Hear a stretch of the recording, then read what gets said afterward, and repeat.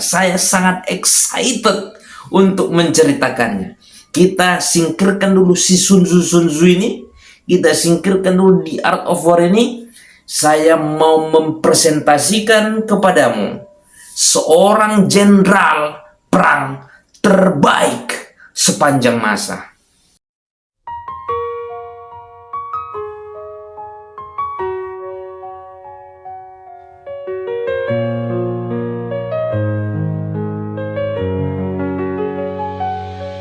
Orang yang memiliki informasi adalah orang yang akan memenangkan pertempuran.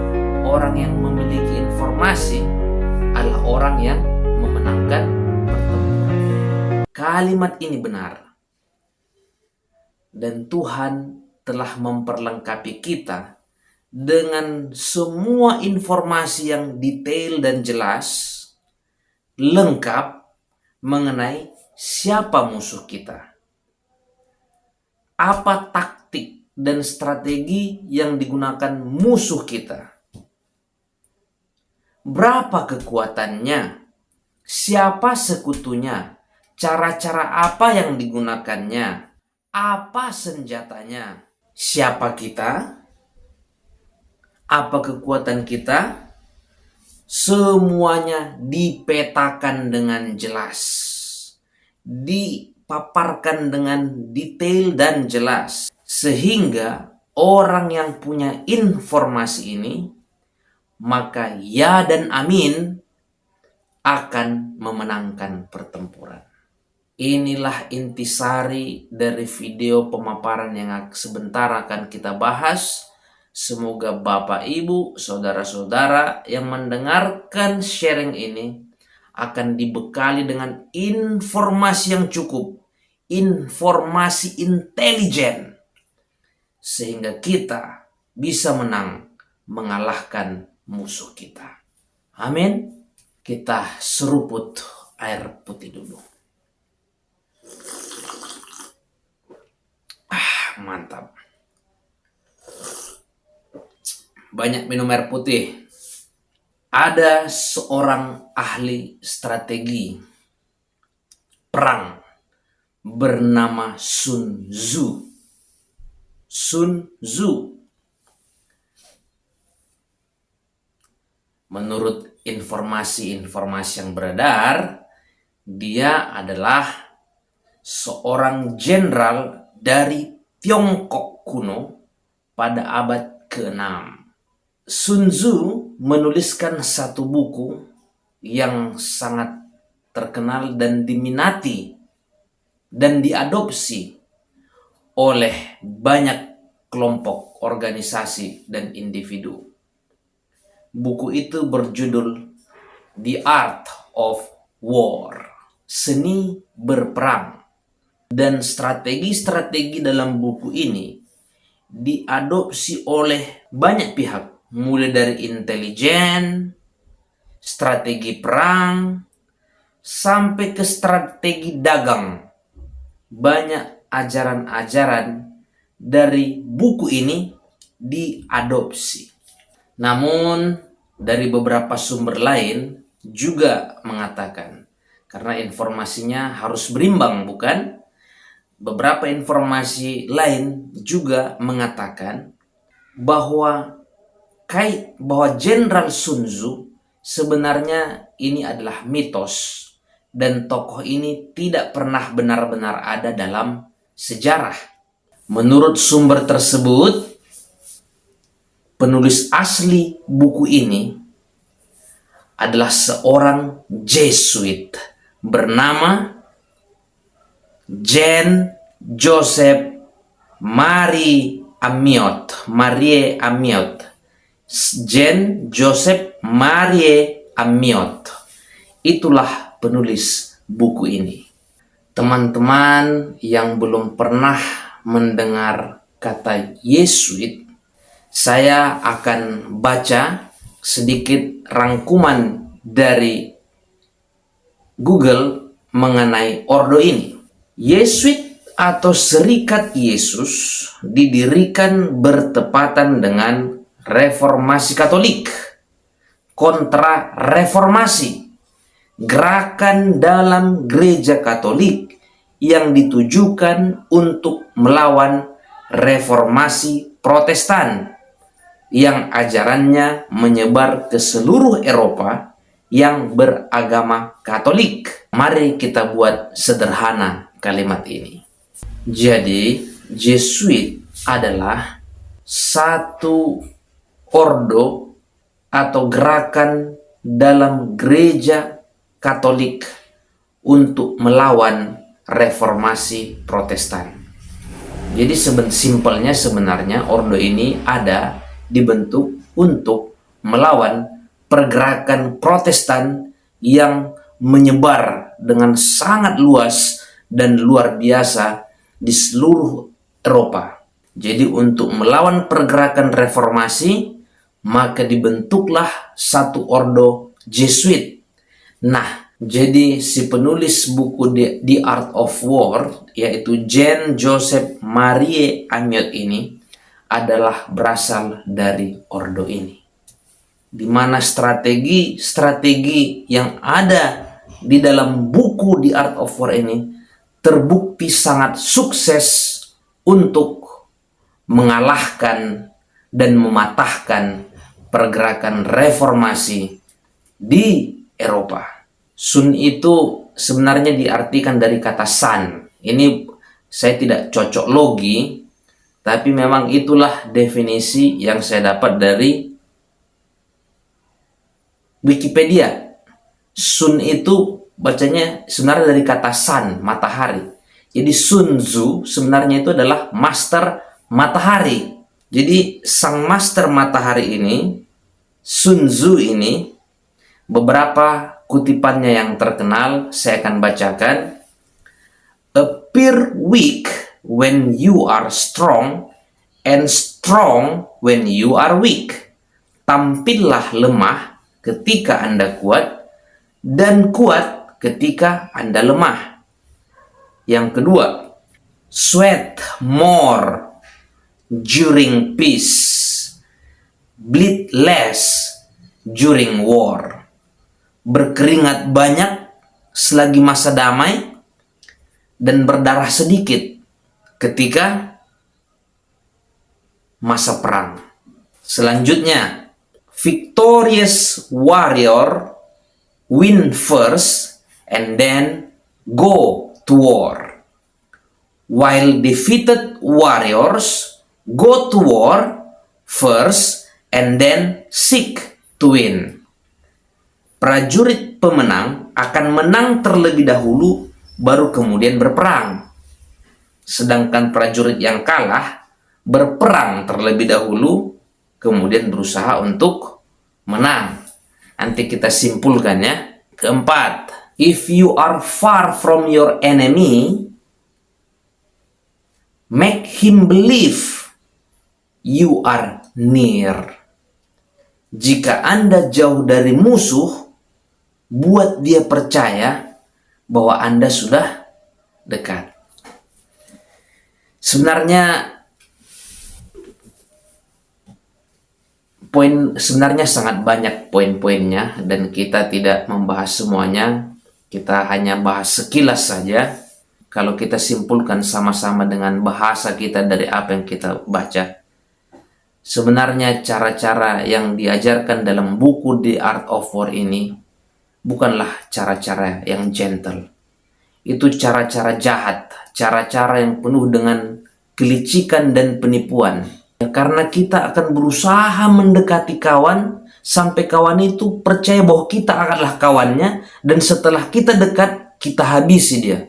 Ini cara-cara perang yang tidak dikehendaki oleh Tuhan. Atau dengan cara propaganda, ketika kita jauh, sebenarnya orang damai-damai aja di sana. Dia nggak ada lawan, tapi kita buat dia panik seakan-akan dia sedang dalam masalah, supaya dia kacau.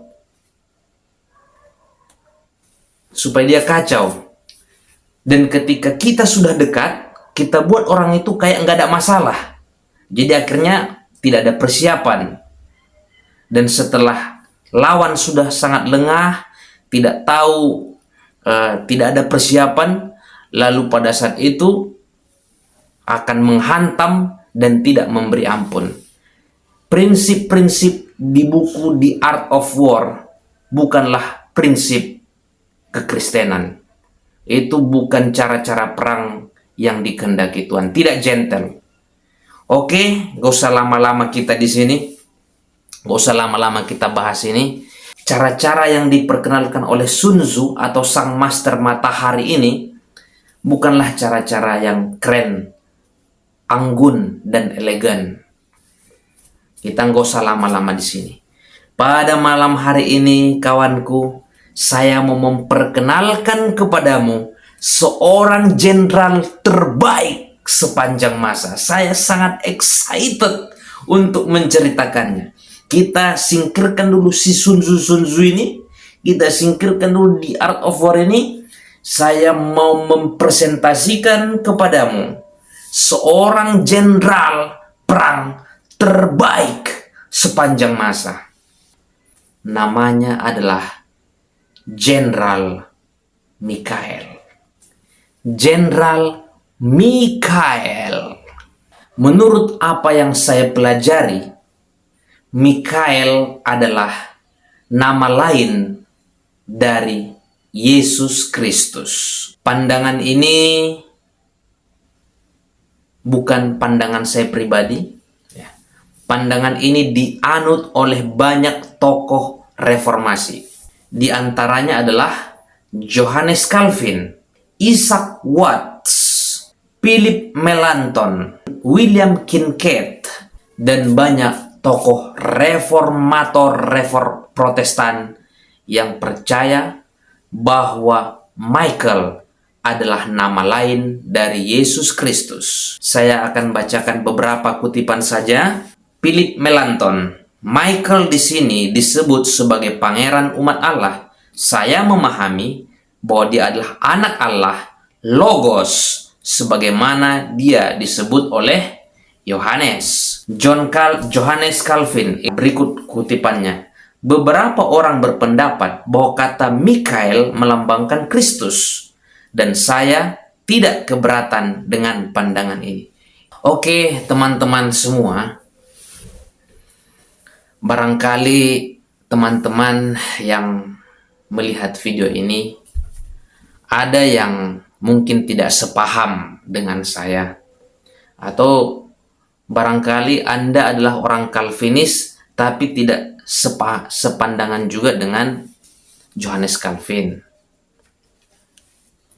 Tidak masalah, tidak apa-apa, karena ini bukan satu isu yang membuat kita selamat atau tidak selamat. Izinkan dalam pemaparan ini, bagi saya pribadi, saya percaya Michael adalah nama lain dari Tuhan kita, Yesus Kristus. Yesus bukan Mikhail, no problem. Tapi harus percaya, Yesus adalah Tuhan. Ya, haleluya. Mikhail atau Tuhan Yesus adalah jenderal terbaik, jenderal perang terbaik yang tidak pernah kalah sedikit pun dalam medan pertempuran. Dia sudah mengalahkan iblis dan mengusirnya dari surga, melemparkannya ke bumi ini. Ayatnya ada di Wahyu pasal yang ke-12 ayat yang ke-7. Maka timbullah peperangan di sorga. Mikhail dan malaikat-malaikatnya berperang melawan naga itu. Dan naga itu dibantu oleh malaikat-malaikatnya. Ayat 8. Tetapi mereka tidak dapat bertahan. Mereka tidak mendapat tempat lagi di sorga. Dan naga besar itu, si ular tua, yang disebut iblis atau Satan, yang menyesatkan seluruh dunia, dilemparkan ke bawah. Ia dilemparkan ke bumi bersama-sama dengan malaikat-malaikatnya. Intinya setan kalah dan Tuhan menang. Amin. Pada malam hari ini, kita pun bisa menjadi orang-orang pemenang kalau kita percaya kepada perkataan Tuhan. Jenderal terbaik kita, yaitu Yesus Kristus, Tuhan kita, telah memberikan kepada kita informasi yang cukup dan luar biasa, sehingga kalau kita percaya kepada perkataannya, maka kita bisa memiliki damai sejahtera. Dan boleh yakin dan pasti bahwa kita juga akan selamat dan dimenangkan. Kekuatan musuh sudah dipetakan dengan sangat jelas. Dipetakan dengan sangat jelas. Berapa kekuatannya, aliansinya, setelah ini dia menggunakan cara apa, sampai berapa lama dia bertahan. Semuanya dipetakan dengan sangat jelas, sehingga kita boleh memiliki damai sejahtera untuk percaya bahwa Tuhan pasti akan menang. Dan kita yang percaya juga akan menang. Peta itu ada dalam satu kitab nubuatan. Secara spesifik, nubuatan itu ada dalam kitab Daniel dan Wahyu. Pada malam hari ini, kita akan belajar sekilas dimulai dari Daniel pasal yang kedua. Kitab Daniel pasal yang kedua. Kitab Daniel dan kitab Wahyu agak sedikit berbeda dengan kitab-kitab lain. Karena di kitab ini ada simbol, ada lambang, ada angka yang kalau kita lihat secara sekilas, maka kita tidak akan tahu artinya. Tetapi tidak perlu khawatir, karena Tuhan telah memberikan kepada kita firman-Nya. Jadi biarkan firman itu yang menjelaskan dirinya sendiri. Memang perlu sedikit upaya dan sedikit usaha, dan pikiran kita perlu dicurahkan untuk mempelajari kitab ini, kitab Daniel dan kitab Wahyu. Tapi kita tidak dibiarkan Tuhan belajar sendirian. Kitab-kitab itu sendiri akan berbicara dan sudah memberikan definisinya sendiri. Jadi ketika ada misteri, ketika ada hal yang tidak kita mengerti, kita izinkan kitab itu berbicara dan menjelaskan dirinya sendiri. Oke, berikut sebelum kita masuk lebih dalam dan menyelam ke kitab Daniel dan kitab Wahyu, berikut adalah kata-kata kunci atau lambang yang perlu kita pahami artinya. Nanti menggunakan lambang-lambang ini, kita ketika ketemu kata ini, maka kita akan mengetahui artinya. Oke, saya akan paparkan agak lambat. Nanti teman-teman tinggal screenshot saja. Nanti boleh kita hafal ya, karena kata-kata ini akan berulang ketika kita baca buku kitab Daniel dan kitab Wahyu. Kata-kata ini akan berulang. Oke, pertama boleh dicatat ya, kain lenan. Itu artinya adalah kebenaran. Jadi ketika ketemu kain lenan, berarti di konsep dalam pikiran kita, berarti artinya adalah kebenaran. Itu ayatnya di dalam Wahyu pasal 19 ayat yang ke-8. Kemudian yang kedua, trompet. Trompet artinya adalah perang. Ayatnya di dalam Yeremia pasal 49 ayat 36. Kemudian angin.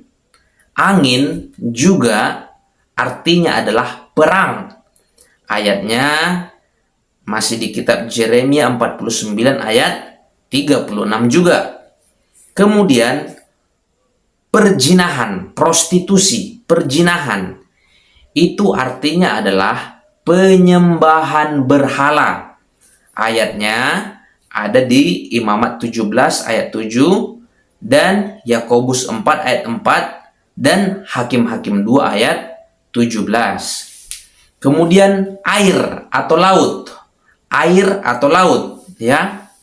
Artinya adalah orang banyak atau bangsa-bangsa. Jadi ketika kita baca laut, contoh binatang keluar dari laut, Berarti Lot itu artinya adalah orang banyak.